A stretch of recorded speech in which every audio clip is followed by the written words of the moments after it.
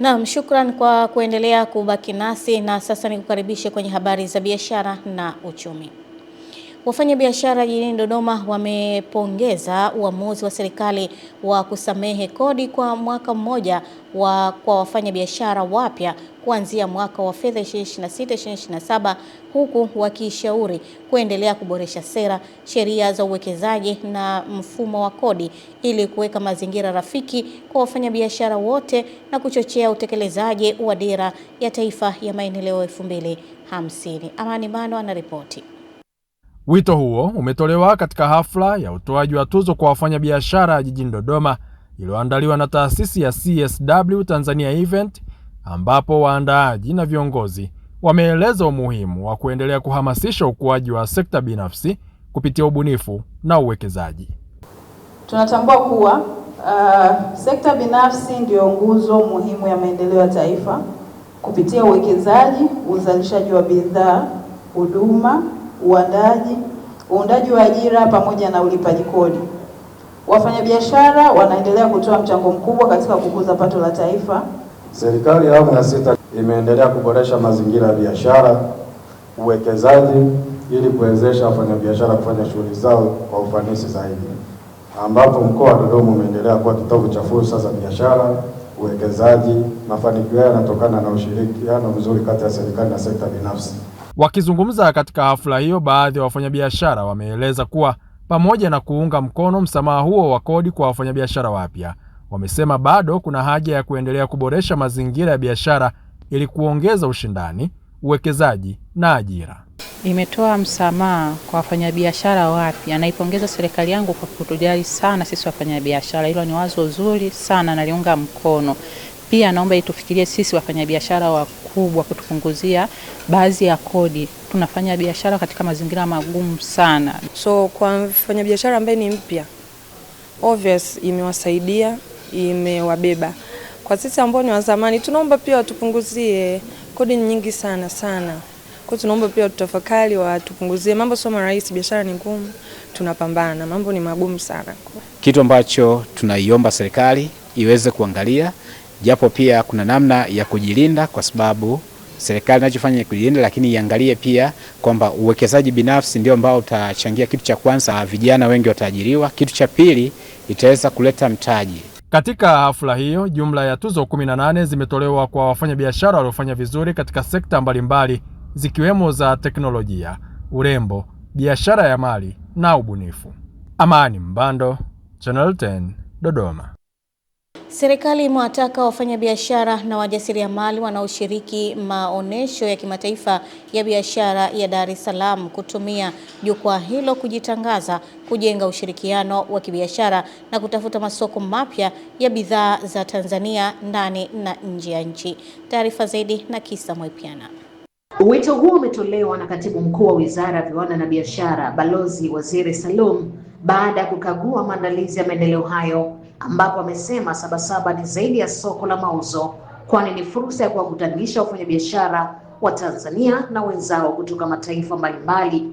Aidha, Katibu Mkuu huyo amesema zaidi ya nchi 24 zinashiriki maonesho ya mwaka huu, hivyo ni nafasi ya kipekee kwa wazalishaji wa ndani kutangaza ubora wa bidhaa zao na kupata washirika wa biashara watakaowafungulia masoko mapya. Kwa wafanyabiashara wetu na wajasiriamali wetu ni eneo muhimu sana la kujitangaza, kuonyesha ubora wa bidhaa zetu, ili sasa kupata connection ya bidhaa zetu kutoka nje ya nchi. Kwa hiyo mimi ni wasihi sana wajasiriamali wetu, wafanyabiashara wetu watumie maonyesho haya kujitangaza.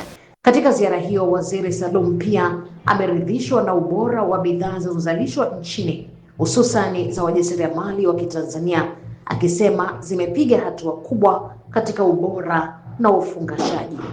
Nimeona bidhaa za Watanzania ni bidhaa nzuri, na hasa wajasiriamali kina mama nimeona wamekuwa sana.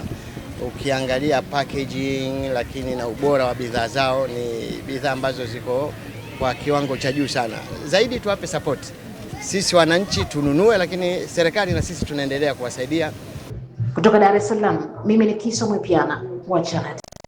Na wadau wa sekta ya utalii wamesema taasisi za fedha zinapaswa kuongeza kasi ya uwekezaji katika mifumo ya kidigitali ili kurahisisha upatikanaji wa huduma za fedha kwa wafanyabiashara na wajasiriamali na kuwawezesha kushiriki kikamilifu katika masoko ya kikanda na kimataifa. Mwanahabari wetu Jamila Omar anaarifu zaidi. Wito huo umetolewa wakati wa uzinduzi wa huduma mpya ya kidijitali ya kifedha ya NMB SME World Business Credit Card inayolenga kusaidia biashara ndogo na za kati kupata suluhisho la haraka la kifedha na kukuza biashara zao. Tunapata mikopo, tunaifanyia vizuri, tunakwenda juu. Kwa mfano wale watu wanaochukua mikopo ya ujenzi wa makempu, mahoteli au ununuzi wa magari kama sisi, tunapata changamoto nyingine kwamba unasaidi na mtu ambaye ni supplier wa ile mizigo, lakini yule mtu ananiumiza mimi mteja, japo unanikopesha, lakini anaweka kariba kidogo kako juu na wewe umeshanilazimisha lazima nifanye naye.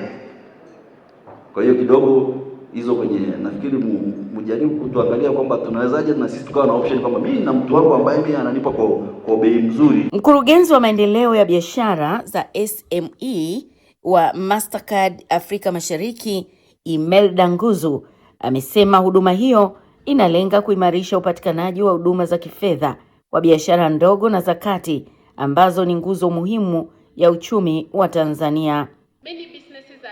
Biashara nyingi zina uwezo wa kukua, lakini hukabiliwa na changamoto za kupata bidhaa na vifaa, kusimamia fedha za biashara, kununua bidhaa za kuuza na kupanua biashara zao. Kwa upande wake, mkuu wa kitengo cha biashara wa NMB Deogratius Shirima amesema benki hiyo inaendelea kubuni suluhisho za kisasa za malipo ya kidijitali ili kuendana na mabadiliko ya soko na mahitaji ya wateja. NMB imeendelea kuwa kinara katika ubunifu.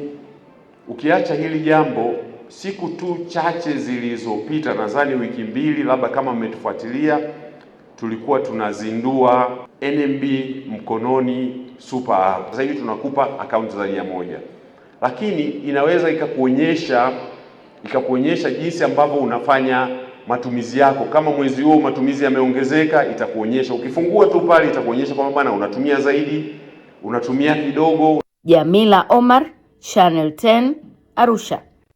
Na mwisho wa habari za biashara na uchumi, Samtebe atakuwa hapa kwa ajili ya michezo na burudani. Endelea kubaki nasi.